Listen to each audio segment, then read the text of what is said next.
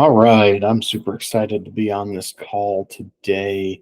I want to talk with you about this bidding calculator that I've been working on for quite some time. So what I've found as I'm talking to other cleaning owners is there's a handful of issues that they feel like that they're struggling with, right? They feel like when they're going to do a bid that they struggle with how long it takes them to come up with the time that is involved to do the cleaning. It takes them a long time to come up with how much work is actually incorporated into that. They feel like they don't have a competitive edge because their speed. They can't produce a proposal quickly because they have to review so many of the variables within every walkthrough that they do. So I've been working for quite a while trying to figure out a way to help enhance not only accuracy but speed of getting these proposals done, getting figuring out how much time is involved and not in a winging method like a lot of people are just like, well, that looks like it's going to take 2 hours and that's it. This is a more accurate, can break it down to the minute if you want. Um, and in that general sense, that's going to help a couple of things. By being able to do that, it's going to help you in a negotiation standpoint. It's going to also give you peace of mind because you're bidding with confidence. You know how long each individual item is taking, so you can be more firm on your price because you can confidently know that it's accurate. You also, the next thing is how much is it going to cost you to in payout or in labor costs and other things involved with that account, so we can do a projected P&L for you as well.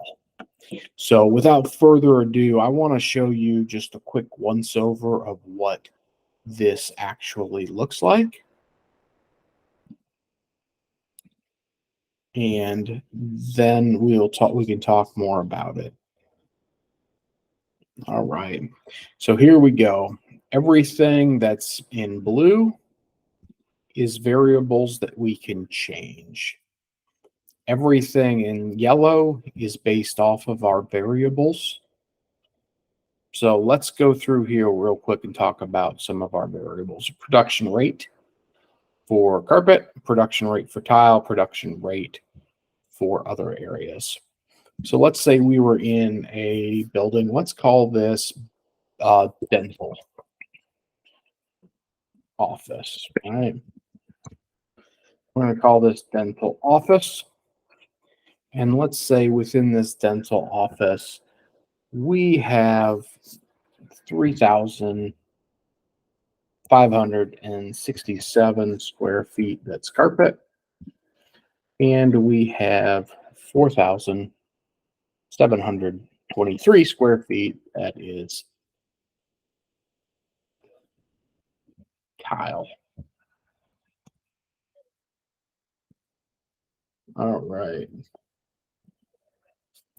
Always leave your variable of additional square footage at least at 1, so we don't mess up any of our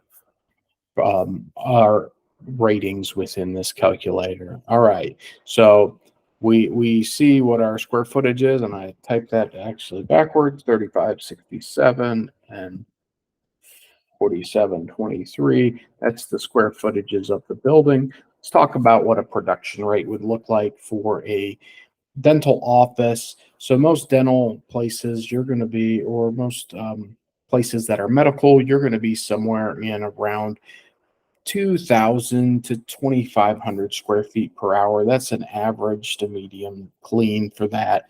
So let's assume our hard surface is less. So we'll say 2,100, and we'll say we're at 2,400 in our carpeted areas for our production rate. You can see as we're starting our production, what we're already looking at is a few hours of cleaning based off of our variables already, but we're going to go a step further. we are going to add other variables within our setup.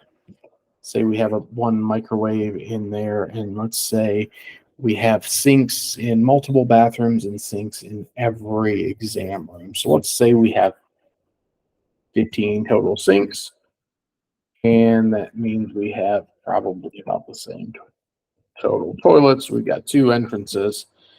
If we want to get really technical, we can count all our mirrors in there. If we want to get really into the weeds on exactly what we're doing, we have no showers. Refrigerator, we're just doing the outside, so it's at 1 minute for clean.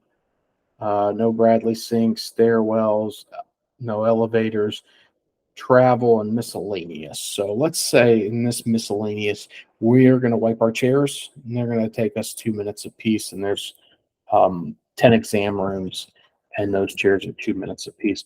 We'll want to add that to it as well. So now we have our estimated total hours nightly at 5.64. Let's say it's a 5-day-a-week service, and we're charging an hourly rate of, let's say, 36 in this instance. So we've got our monthly total right here, $4,394.01. You can round that however you like or see fit. Now, as we're going to continue, we're going to talk about some of our ongoing expenses that we may have with this account. We may have ongoing sales commissions that we're paying to somebody. We may charge an administrative fee on the back end to help pay for our admin staff. So in this example, I'm going to have 5% for ongoing commission and 8% for my admin staff. 8% for insurance. That's about accurate. Not counting your work. Excuse me. That's about accurate with general liability and your workers' comp. This is not talking about insurances that you're offering to employees. Let's say we can keep our supply costs for under 3%. And we have no special equipment and no other cost involved in that. But our labor taxes are going to be, let's say, 21%. So now we've got to look and see. We've got a total number of hours in the facility is 5.64. We're going to divide that up between 3 employees. So I've got it broken down evenly right here. That can change if needed, if the case needed to be. But let's say our supervisor makes 21, employee 1 makes 1650, and employee 2 makes 1550. So now we have our total expenses here with our labor costs. So the beautiful thing about all this, we've already plugged in our numbers, and we're going to see that our profit is roughly 16.6% at $700 a month with these figures, all that we've plugged in. All right. Now, what are some other things we could hit this customer up for in the same process for upsells? We've got upsells for initial cleaning. If it's not too dirty, if it's medium dirty, or if it's going to be a tough clean, we know what we could charge based off of that. Then we've got some other variables of knowing cost for strip and wax. So, right, we could go, there's 4,623 square feet. So your average cost is going to be around $2,300, but you could be higher or lower in that range.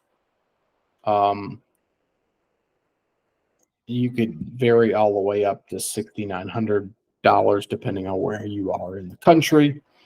Now carpet cleaning, we could do the same thing. Cost range could be $700 to $1,400 based off of that 3,500, 67 square feet. So production rate, depending on whether you're using a carpet extractor or whether you're using low moisture, your hours are going to vary. If you wanted to do an hourly rate, you could plug that in here. Let's say for this example, we want to make $100 an hour. You know, you should be between $230 to $500, depending on the method you're using, low moisture or an extractor. And there you have it, based off of an hourly or based off of your square footage cost. So this is a quick breakdown of the pricing guide. Now, I've been working on this pricing guide for in excess of a year to make it easy to use, easy to understand, easy to put together, simple, no tough learning curve or anything like that. So I've spent a lot of time putting this together. What I'm pushing out right now is this worksheet. Now, this worksheet is going to be at a discounted rate for the next few weeks, and then it's going to go up. So if this is something you're interested in, if you want to save time, if you want to be more accurate with your bidding, if you want to feel like you're boosting your profitability because you know what your profit is before you're even starting, if you like all of this peace of mind, then let's get you set up. We'll build you one based off of your. If you need any other custom features, I'll build you one off of that. I think most of these features on here are already covered by what you're going to need. So anyways, I'm doing discounted for the next few weeks. So if you're interested in it, jump on. We'll get you one. All right. Thanks for watching.